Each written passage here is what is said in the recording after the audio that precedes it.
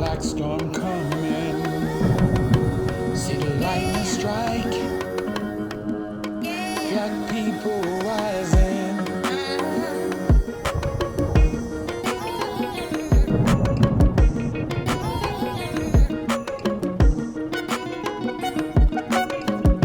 Hello and welcome to another edition of the Umoja Circle. My name is Keith Smokey Johnson, and this is part two of a two-part conversation I'm having with my guest, Baba Andar Maat. I'd like to welcome him to the Umoja Circle. And if you saw the first part of this discussion, I started out by showing a small clip of a famous speech by the person that we are articulating about and discussing today, and its profound effect on both of us and also on a large portion of the African American community throughout, not only in America, but throughout the diaspora. And that's El Haj Malik El Shabazz, aka Brother Malcolm X. And what reason we're doing this topic about him specifically, Brother Andar, it's because of his 100th anniversary. 100. Can you talk about that? Yes, 100th birthday. Yeah. Of course, this year, Malcolm was born May 19th, 1925. So now we're in 2025. So we're looking at the 100th birthday of Brother Malcolm this year. So across the nation, a lot of people are celebrating Brother Malcolm. They're raising him up, acknowledging, the impact he has had on us here in America and throughout the world. And I think it's important because it gives us the opportunity to look back on the life of Malcolm, extract, as we talk about Sankofa, extract those lessons from the life of Malcolm and learn from them so we can create the kind of world that we want to live in moving forward. In the first episode, we talked about how his mother and father were Garveyites. Yeah. So they was very much race men and women. So they was very much involved. So I would imagine as a child, he was exposed to that. And then, of course, the tragedy of his father being murdered, his mother, disconnected from that information. And then going into this web of getting into the streets and going through this system that many of us go through, especially black males. Even to this day, yes. Yes. And then finally being, of course, in prison, but at that point being introduced to information that really started to transform his thinking and his life. So he started to study. And, of course, we now know Malcolm as our Black Shining Prince. That's this man who became an example of our manhood. Yeah, the key word, man, yeah. So we honor Brother Malcolm this year with the 100th birthday, and I know there's a lot of things taking place, but I think it's wise. Yes, as a matter of fact, we have a Malcolm X Day this coming week, this Saturday, which is May the 17th, and on that day we're going to have a discussion about, of course, you're going to be part of the discussion, talking about the making of a black man, and we want to use Malcolm's life as that model of have that discussion. That's why I'm glad to do that panel discussion with you, because there is a different, you know me, how I want to differentiate maleness from manhood, and there is a difference. You brothers and sisters, I hear this all the time on the internet that he's a man. But what you're describing is a biological process called maleness. We are born males, we are born females. But since we're talking about manhood, I'm gonna go down the difference between a male. And I used in the first show, and I don't mind repeating that. I used the process just like a caterpillar. You go through different phases of growth.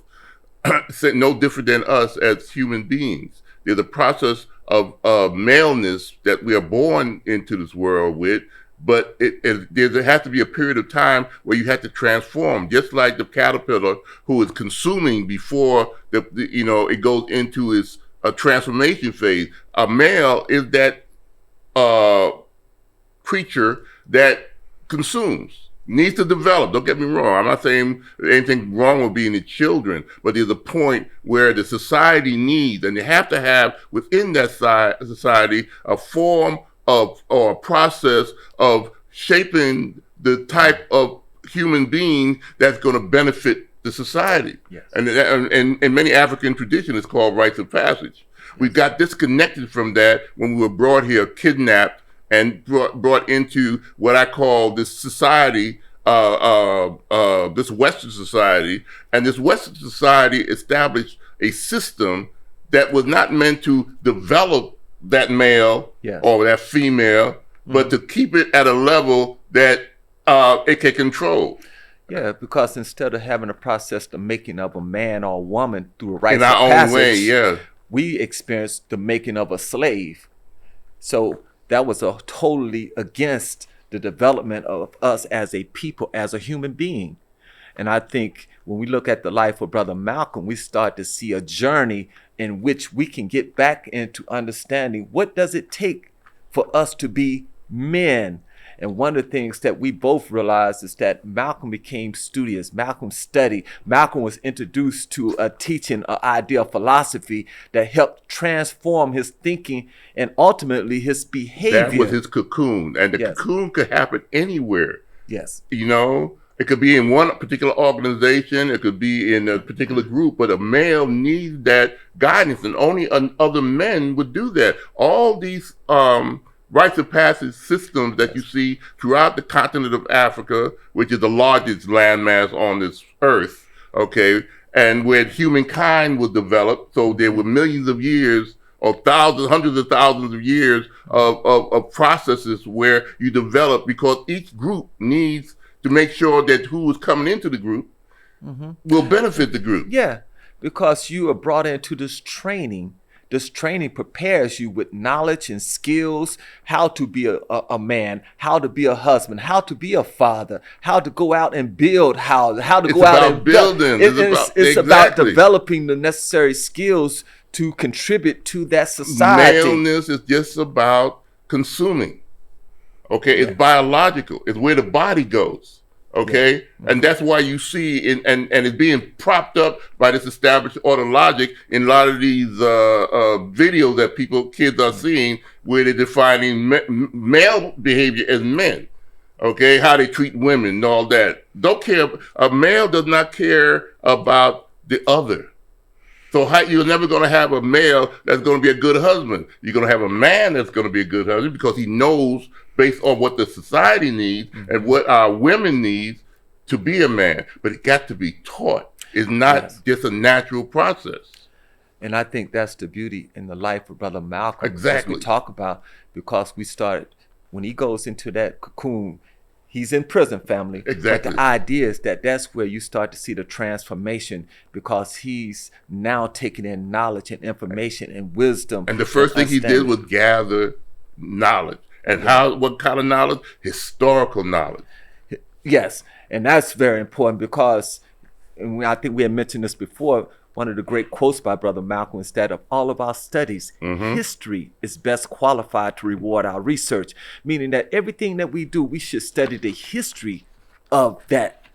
Exactly. And then we should extract, or take in the spirit of Sankofa, go back and learn from that history so we can bring forward those lessons that will help move us forward into a greater and more productive and positive future. And Malcolm also taught that the nature of the history that is given to a people shapes their perceptions of who they are. Yes. You know, I don't know if you heard, I think I told you the story one time about these two baby elephants, or young, immature male elephants, that was on one of those places where they keep orphan elephants in Africa.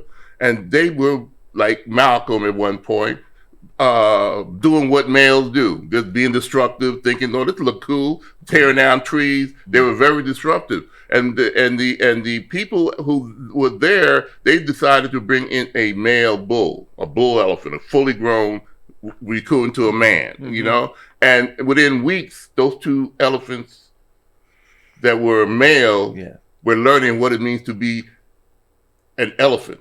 Yes. That was beneficial to the group, all right? That they would potentially be the head of the herd or whatever at the time. Without that, they had no clue. They had no clue. You know, and it's interesting, because I think a lot of times that's the value of elders and the importance of elders being in the community.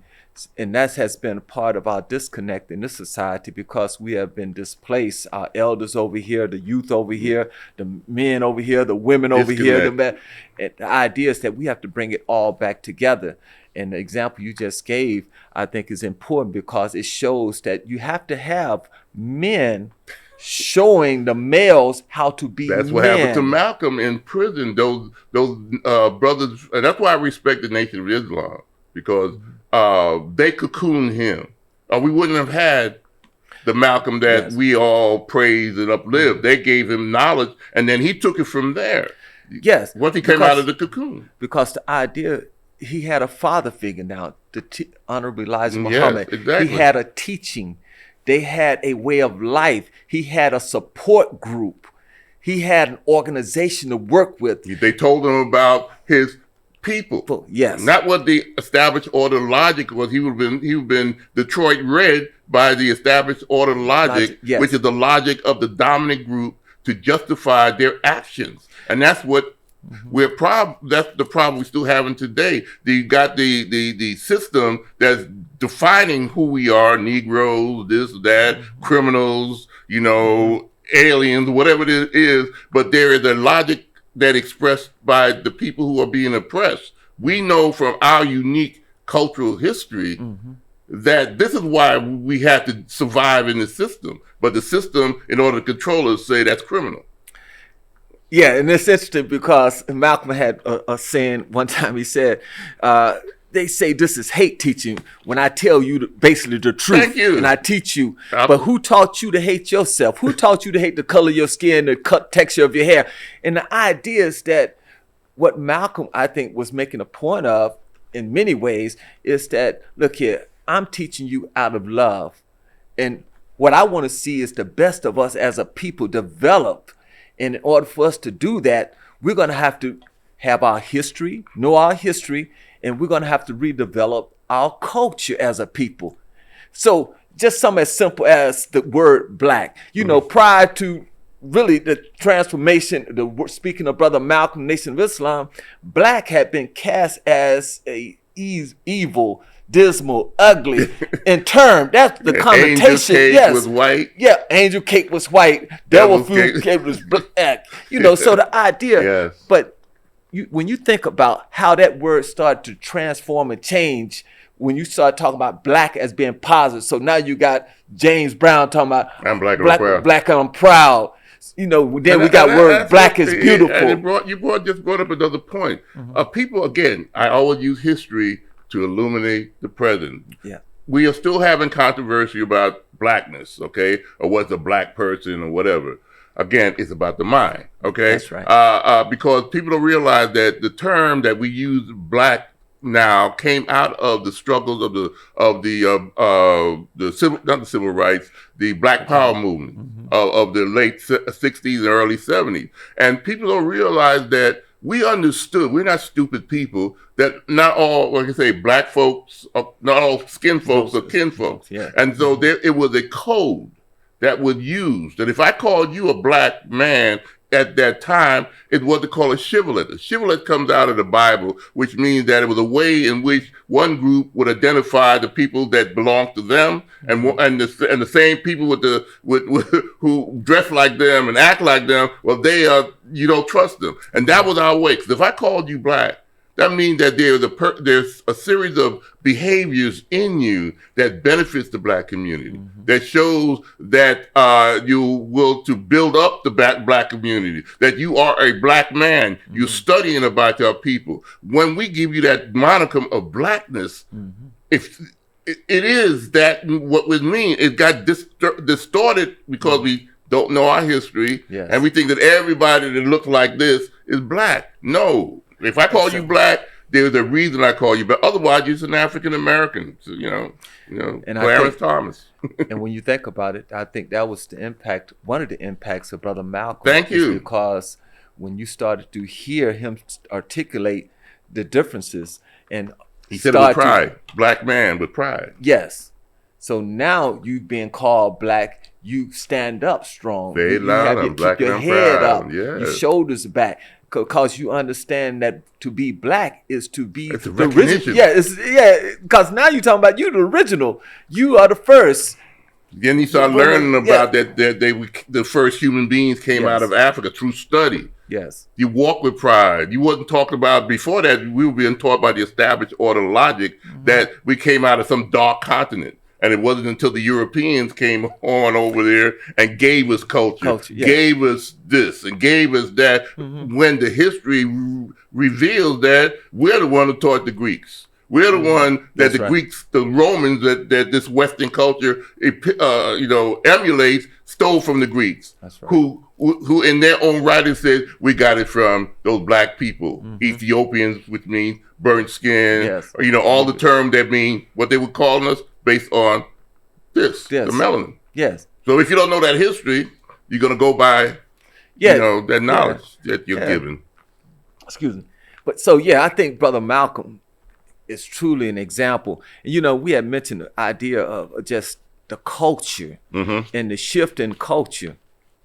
And I think culture is everything that we do. It's the way of life. So it incorporates everything from the food we eat to the language we speak, the clothes we wear. Everything is part of our culture. But we realize culture comes out of the minds of people. So people develop culture that is going to reinforce their humanity. It's created by a group of people with common interests. Common origins or common conditions or having common objectives like we had to do. People don't understand that when people were brought to Port Comfort, that's the where Jamestown was. It wasn't actually Jamestown. It was a couple of miles, an area called Port Comfort, when that ship brought those 20 or so Africans for food that was exchanged, that they were speaking Igbo, they were speaking God, they were speaking Angolan, all these different language systems with different types of, it's no different than a Japanese taking a ship over to Europe and stealing a German or stealing an Englishman or stealing a Swiss. They all had different cultures, right? Yes. Not only did they have to communicate with each other, but they had to communicate with this alien language of English, or in the other universe, Japanese. So look at that as a brilliant people. That, to speak this Germanic tongue that we're speaking called English, but we spoke our thing. And what did we do? We used the words of English, but we used Western African structures. The established order logic told us that that's dumb, that's stupid, because we say maybe or we be. No, that's how we spoke on the continent. With using our words. And I think that's important because very much a part of any culture is the language. Because the language transmits the ideas. And the ideas is what shape the thinking of a people. And the behavior of a people. Because people, when we, like today, I hear a lot of folks talking about, why is that child behaving like that? Why is that boy behaving like that? Or why are black people behaving like that? We always focus on the behavior. What we don't focus on is the ideas that produces the behavior. I always say the body is the servant of the mind. No doubt. And what you do with that mind will determine how that body behaves. And Malcolm was saying, you got to know who you are. Being black and knowing what it means to be black are two different things. And that's why Malcolm would ask the question, who taught you? Thank you. Who taught you to think like that? Who taught you to speak that language? Who taught you?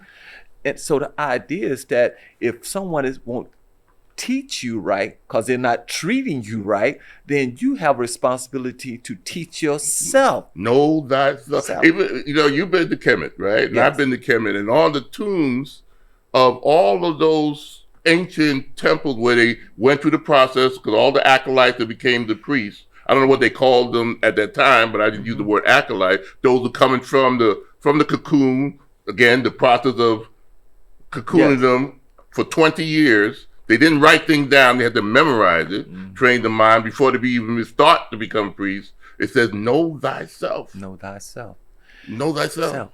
And that's what I think, if anything, we take that from ancient times. Because we're talking about ancient times. We bring it up to the present time. Through Malcolm's time, Malcolm was saying, know yourself, black man. Know yourself, black woman. Get back into the knowledge of yourself. Because who has taught you to not know yourself, who have robbed you of the knowledge of yourself, who have taken your language from you. Now get back to being yourself. And to being yourself and thinking for yourself, you realize that you can create a way of life, a culture. You change your diet. You change how you dress. You change how you talk to each other. We no longer use language that's going to degrade us and debase us. We use language that's going to uplift us. See, it's not about the English language. It's about the words we used within the English language and how we can redefine those words. We can redefine black. We don't have to use words that's going to be degrading towards each other. We Poison. use words. Now, I mean, we was both, and you remember, because that was a time we used to refer to each other as brothers and sisters, but that was the way we talked. And how does that shape the mind? If I'm calling you a brother, I'm thinking of you as a kinfolk. I'm thinking of you as a brother who I work with, that I support, that I believe in. See, that's brothers. That's all the nuances of languages. Yes. That's part of the lexicon. If you don't, it's not, the words have no meaning in themselves. It's just air going through vocal cords and these sounds come out. Mm-hmm. But it's what the words points to that communicates. And that's the point, because the words have energy. Words have spirit on top of that, yes. Yeah. But words can transform how you think and see the world. So if I'm using the right words, see, we call each other kings and queens. What we just doing basically is uplifting each other. If I'm calling you brother or sister, I'm just uplifting you and showing you we have a connection. Yeah. See, so we use words that reinforce each other. Like I said earlier, and I wrote it down again, it's knowledge of a common origin. Yes. That's what we say, brothers and sisters, because we were enslaved. Didn't matter where we came from. Once we came here, we had to form these communities of common conditions. Yes. Slave row, okay, and having common objectives. You know, freedom, whatever that is. That's what creates unity. And see, I think, if we learn something from history, we got to find our commonality. And that's one thing Malcolm was always talking about. Produces a culture, a commonality. A group of people under certain conditions have to decide what kind of rituals you're going to use. Or what kind of way are we, when you're depressed, or how are we going to show joy? So we go dance in the woods, or go, you might tell us you want to be Christians, whether we're in the Spanish enslavement or French enslavement. So we create Santeria, or we want to practice our ancient fighting skills, capoeira in Brazil. That's right. You create these things, and within 2 or 3 generations, it becomes part of the culture. Exactly, because we take the tools we have access to, and we utilize those tools to create, and that will benefit us. And if you let somebody else decide who you are, the N-word or whatever, that wasn't our creation. That was the established order logic to maintain their power. Yes. Savage and all these terms, Tarzan movies. That's what Malcolm was talking about. He said that, again, he said that you can't think like the oppressor. That's right. Okay, and expect to be free.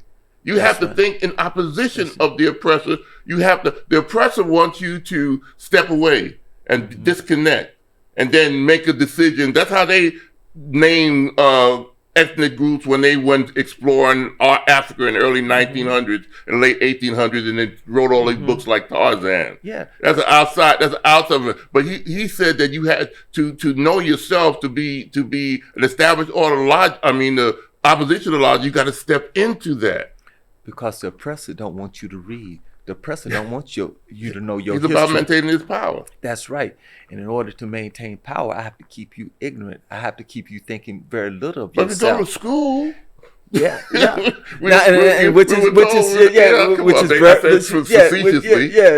Which is very interesting, because we're exposed. But see, even in that's a trickery. That's hypocrisy. Because the idea is that, I can educate you, but I can miseducate you. Yeah, really. That's what Carter G. Woodson established the Black History Month. He didn't establish it just for G with trivia. No, he understood also that, history is better prepared to reward our research too. Yes. In his way. And he spent his life to make us do. What do you learn throughout the year? And then on that, Black History time is when you express what you've learned. Yes. It conditions you to think a certain way.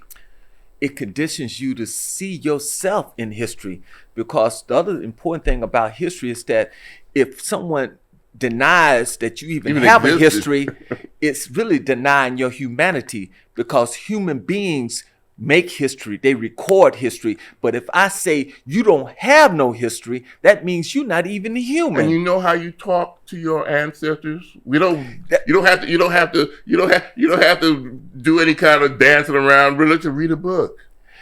Yes. And that's the important thing, because when we talk about history, we're really talking about having conversations with our ancestors. We're talking about listening to our ancestors. That's how I learned. We're talking about taking the lessons of which our ancestors taught us through their own life and through their own words. Because the system is still doing what it's doing today that it did during the time of our ancestors. And they had techniques. Because the fact that if their techniques didn't work, we wouldn't be here. So the fact that we're here, learn. So you had people, as you know, you refer to Jolly, sometimes referred to Griot. But the idea, when you think of Brother Malcolm, do you know Malcolm truly was one of our great historians, great teachers. That's he what I could want take people to history understand. And help us to understand the importance of history, the lessons from history. And I think that's why it's important that we honor and celebrate Brother Malcolm, because he gives us a pathway back into our past. Yeah, to reconnect. This is Sankofa. This is the expression of Sankofa that you're seeing between Brother Andar and myself, because it's about understanding that you never disconnect from the past. The past, the present. The past is the soil that the present grows out of. No doubt. So we very much a part of the past. If we want to be or we don't want to be. You can't function without knowledge of the past. And I always use this example in the few minutes we got, is that and if for some reason one of these lights hit me on the head and all my memory, which is history, is gone, I wouldn't be able to leave this spot and go. I wouldn't even know where my car exists. I have to go into the past and remember, well, I parked it here or passed it. Every time you go to a doctor, what is the first thing they do? Give you a clipboard, get your past, your medical history, get finance. You use the past every day, and we are conditioned by the established order of logic to think that somehow history is boring. You can't function as a viable human being. That's what Malcolm tried to teach. And I'll say this very quickly, because I know I would say, look here, we study history in order that we may extract the great lessons that we may move forward and build a more positive and productive future. I can't think of a better way to end our discussion. I wish we had more time, but this is why I brought this brother here. This is what this show is all about. To teach you. Only through dialogue can there be a shift in consciousness. And I hope what you heard shifted your consciousness right now. And when you shift your consciousness, you change your world. So until next time, peace, Hotep. Bye-bye.